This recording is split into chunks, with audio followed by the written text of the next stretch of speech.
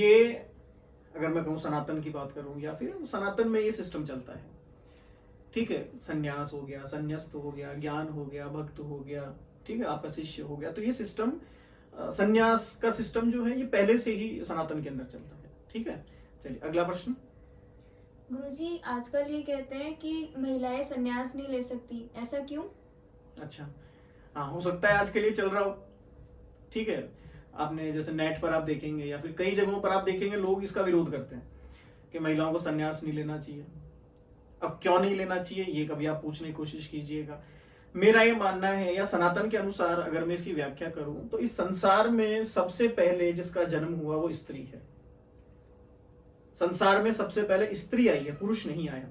और देखिए, अगर पुरुष संन्यास ले रहा है तो उसमें भी कहीं ना कहीं उसके माता के विचार हैं जिनके कारण ही वो संन्यास की तरफ जा रहा है। अगर आप कह रहे हैं महिला संन्यास नहीं ले सकती, तो महिला की गर्भ से पैदा होने वाला एक पुरुष संन्यास कैसे ले सकता है, आप कभी सोचिएगा। अगर महिला लायक नहीं है संन्यास के, तो उसकी गर्भ से पैदा होकर एक पुरुष कैसे लायक बन गया संन्यास के। अगर मैं मेरी व्याख्या करूं तो महिला को संन्यास लेने की आवश्यकता ही नहीं है। महिला अपने आप में संन्यस्त ही है। स्त्री का होना ही संन्यस्तता है। स्त्री को आवश्यकता नहीं है, पुरुष को आवश्यकता है। पुरुष अधूरा है, वो प्रयास करता है कि मैं पूरा हो जाऊं, मैं संन्यास ले लूं, लेकिन स्त्री को संन्यास की आवश्यकता नहीं है। और देखिए, स्त्री का जो शरीर है, स्त्री की जो क्षमता है, स्त्री का मैं कहूं जो समर्पण है, वो पुरुष से लाखों गुना ज्यादा है। जब पुरुषों को ये डर लगा कि कहीं ये स्त्री हमसे आगे ना निकल जाए, तो हमने उसको कमजोर बनाने की कोशिश की। हमने उसको बहुत नीचे लेकर आ गए हम उसे कि नहीं नहीं, स्त्री संन्यास नहीं ले सकती। क्यों नहीं ले सकती?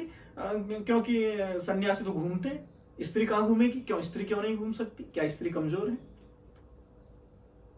आप एक छोटी सी बात सोचिएगा, जब हम रक्षाबंधन का त्योहार मनाते हैं तो बोले साहब, एक महिला, एक स्त्री जो है अपने भाई की कलाई पर राखी बांधती है कि मेरी रक्षा करना। क्यों?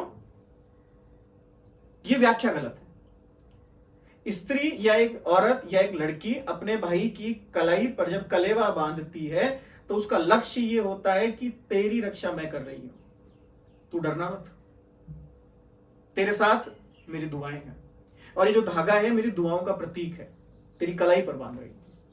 ये शक्ति का प्रतीक है, क्योंकि बांधती कौन है? एक स्त्री बांधती है, एक शक्ति बांधती है, वो शक्ति सूत्र है। तो महिला ने खुद की रक्षा के लिए नहीं बांधा, क्योंकि महिला को रक्षा की आवश्यकता ही नहीं है। लेकिन हमने इन हजारों लाखों सालों में स्त्री को ऐसा बना दिया है कि भाई इसकी रक्षा कर सकता है, वरना ये तो बहुत कमजोर है, रात को बेचारी अकेली निकल नहीं सकती है, कुछ नहीं कर सकती है। एक भाई, एक पुरुष इसकी मदद करेगा, बाकी ये कुछ नहीं कर सकती। जबकि संसार में जितने भी आप देवता देखते हैं, हर एक देवता की एक शक्ति है। बिना शक्ति के देवता अधूरा है। वो शक्ति जो है वो स्त्री रूपा है। तो स्त्री कमजोर नहीं है, स्त्री संन्यास भी ले सकती है, स्त्री ज्ञानी भी बन सकती है। आप मीराबाई को देखिए, आपके लाखों लाखों लाखों पुरुष सन्यासी मीराबाई के आगे रेत के समान है, धूल के समान है। आप मीराबाई नहीं बन सकते। वो एक स्त्री है, वो चरम, वो जो उसके स्तर है मीराबाई का, वो एक पुरुष कभी प्राप्त नहीं कर सकता। वो भक्ति, वो प्रेम, वो समर्पण, वो केवल मीराबाई ही ला सकती है, क्योंकि वो एक स्त्री है।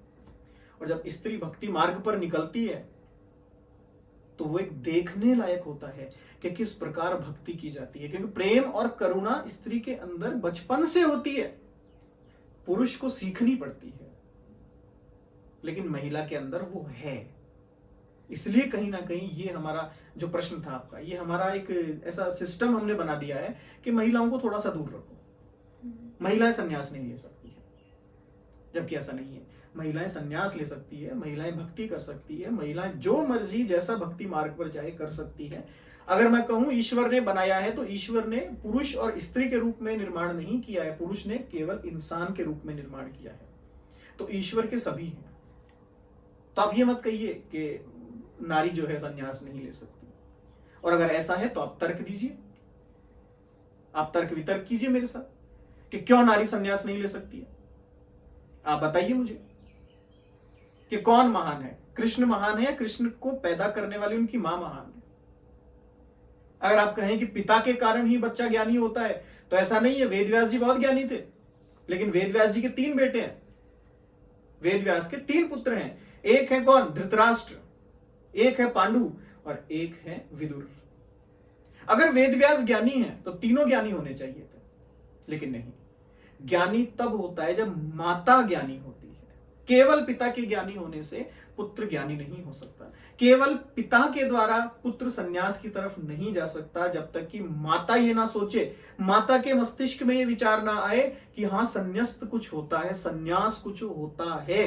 ये ज्ञान माता एक बच्चे को देती है, पिता या संसार नहीं देता है। तो जो लोग ये कहते हैं ना कि स्त्री को संन्यास नहीं लेना चाहिए, वो सरासर गलत है। मैं विरोध दर्ज करता हूं उसका, मैं उसको स्वीकार नहीं करता। और अगर आपके पास तर्क हैं तो आप मुझसे बात कीजिए, मैं आपसे तर्क करने को तैयार हूं। अगर मैं गलत हूं तो आप साबित कर दीजिए, और अगर आप गलत हैं तो मैं तो साबित कर रहा हूं। चलिए अगला प्रश्न।